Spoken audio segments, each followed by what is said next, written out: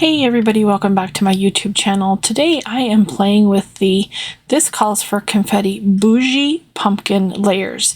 This is a die and stencil set. It comes as a combo, which is really awesome. And this stencil set is massive. I think there's 8 stencils in all. And so it creates this really cool layered pumpkin. And so we're going to be playing with that today. So to start out, I've cut some cardstock. This is 110 pound Nina cardstock, and I'm going to get set up here using my waffle flower media mat. I'm just going to put my cardstock there in the corner, which works really well for these stencils. And each of these stencils is numbered, so you know exactly the order in which to use them.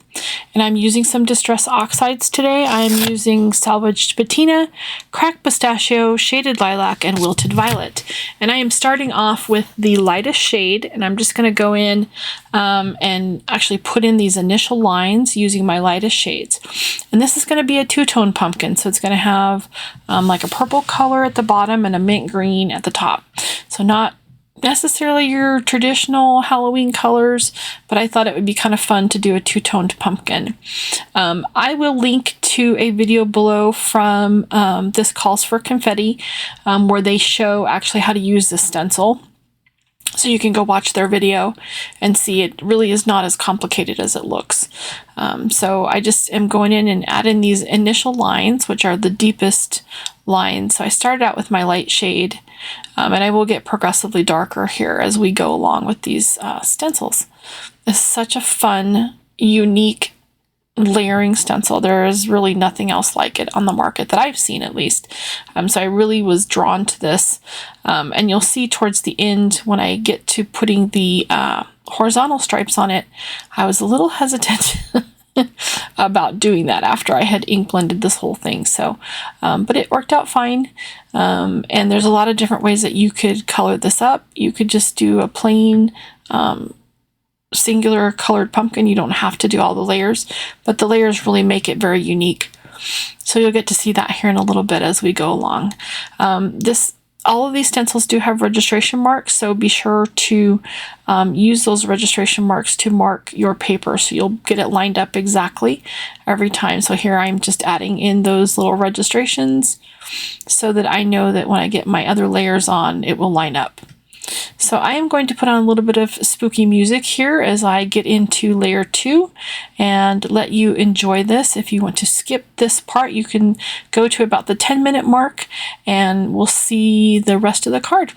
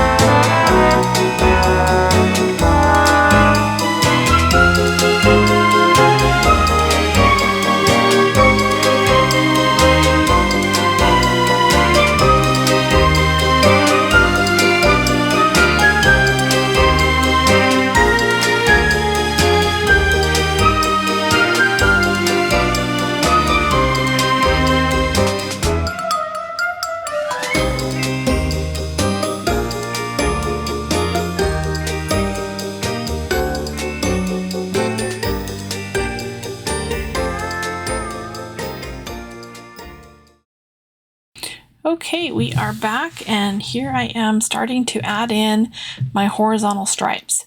So if you noticed, the pumpkin layers kind of leave some interesting marks. So if you were going to do all the layers, the horizontal stripes help hide some of the different characterizations, I guess, from the initial ink blending. So they'll kind of help hide any mistakes that you made. But I was definitely apprehensive about adding this dark of a shade. It really turned out really good in the end, so I was glad that I went ahead and did it. I almost considered using something other than a Distress Oxide ink.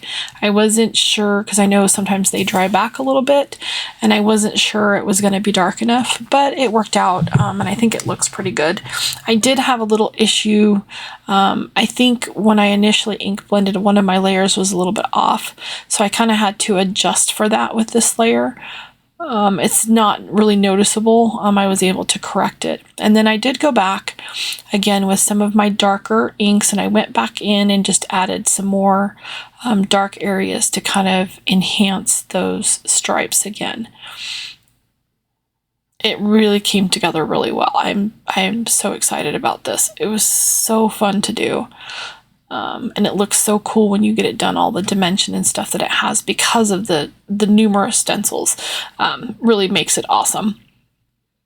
So here I kind of corrected, and then I'm going to adjust and add a little bit more of the black soot ink to this to kind of correct where I was a little bit off with a couple of my stencils. So again, registration marks are your friends.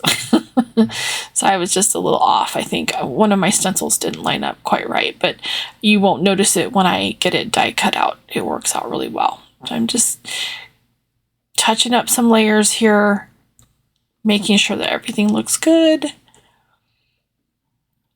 And I kind of, I know you're supposed to start out with the lightest layer. So I kind of, this is where I fixed that one edge. It was a little bit off. And so I kind of made the other side dark so it would have a little bit of a shadow there at the bottom. And it all worked out in the end. It looks perfect. I think you could do this in a lot of different colors, and it would be fun, actually. I didn't even think about that. You could do this layer with some glitter paste or some solar paste or something, to make it sparkly. That would be very cool, too. And then this little stencil it's for the stem, and it does all three. It does the main base layer and then two little shadow effects that are on the stem there. So I wanted to make sure it was going to line up. So I went ahead and I added that with some, I believe I used, what did I use here? I used walnut stain on this. So I just made it really, I just did a light hand, and then I went back with a little bit heavier hand to add in the shadow layers. And it really creates like the perfect pumpkin. Looks very cool. And so then this die actually cuts right up to the edge, so you don't really have white space, which is also very cool. I love that about this die.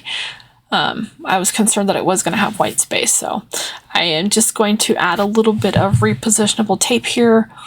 We'll get that tape down, and I am going to run that through my die cutting machine, and we get this perfect pumpkin. I think I had to trim just a slight little section off that was a little off, but you can't even really tell. But look how perfect that cuts. It's so pretty. I love how it turned out. I think next time I will add some glitter paste. So for my background, I used some foil. I used some Tailored Expressions Foilets panels. This is the spiderweb panel. And I initially thought I was going to use the pink because I do really like the pink. But I ended up using, I believe this TE foil is called Blueberry. I'm not positive. But I will link that below. And I ended up loving this. It's the perfect color. It turned out really good. So I foiled another one of these with this blueberry foil. And it's just the perfect color. So I will pull this out. I usually let my any kind of my foil backgrounds kind of cool off a little bit before I peel the foil away, and look at how gorgeous that is. So I'm going to, off camera, I did a little bit of ink blending on that background. As you can see here, I added it to a scalloped card base. And I have pulled out my Pretty Pink Posh. These are the mug add-ons, the Halloween mug add-on dies. And I froze it so you could see what it was. Halloween mug editions. So I used the Boo sentiment that's in this, and then the Little Witch's broom and the moon, and I have die cut those. And for the moon, I added a little bit of shimmer spray to it. I had some kind of gold spray. I used a yellow cardstock, and then I just sprayed it with that. And I've added some ink blending onto the broom to give it a little bit of dimension, and then used the layer die for the Boo, so it has the scallop board and then a shadow layer. And I think I cut that from some white glitter cardstock too. So I'm just getting this positioned onto my card panel here, trying to figure out if the moon's actually going to fit on there. And then I did cut some little stars here, and I will add those to the background as well. It's so pretty. I love that blue foil. So pretty. It just turned out perfect with my pumpkin. And this little broom is very cute. I used a little bit of some skinny adhesive strips, I believe from Tailored Expressions, to be able to get the broom handle so that it would stay up. So I've added dimensional foam to the back of my pumpkin. I'm going to get this, it's not going to be exactly centered, it's going to be off to the left a little bit. Then I will add my broom there sort of in front, just trying to figure out where to put the actual, I had to put a little bit of adhesive on the edge of the broomstick. So then I put glue on the rest of it. Gonna hold that in place with my reversible tweezers. Gonna figure out the placement for my moon. I'll add that with a little liquid glue.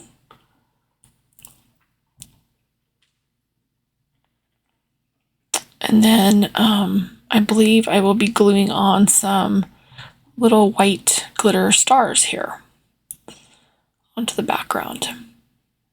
I think I added, I think I cut like 7 or 8, but I think I only put 5 on my panel ultimately.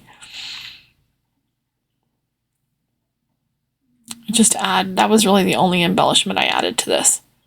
It turned out so super cute. I love this card. I love this pumpkin. It's so fun. Look how cute. Just a great result. And the dimension on that pumpkin is just amazing with all that ink blending. Turned out so good.